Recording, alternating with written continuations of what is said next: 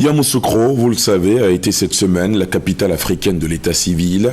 300 experts et les ministres africains en charge de l'état civil se sont réunis pour plancher sur l'importance des statistiques de l'état civil dans l'optimisation de la bonne gouvernance. La décennie 2015-2024 doit être consacrée décennie de l'état civil et des statistiques de l'état civil. C'est l'une des résolutions adoptées au cours de cette réunion, la troisième du genre en Afrique.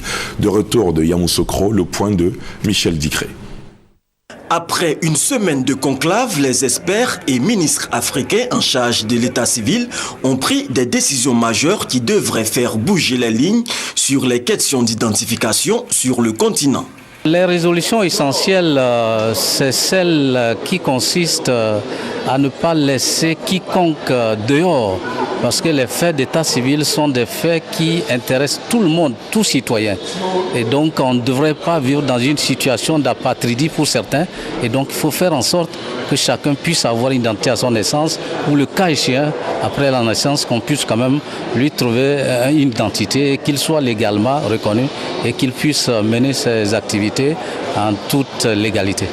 Il a été décidé pour l'avenir de donner une plus grande importance aux préoccupations relatives aux questions touchant aux femmes et aux jeunes, d'accélérer autant que possible les mécanismes permettant de faciliter et de promouvoir l'enregistrement des faits d'état civil.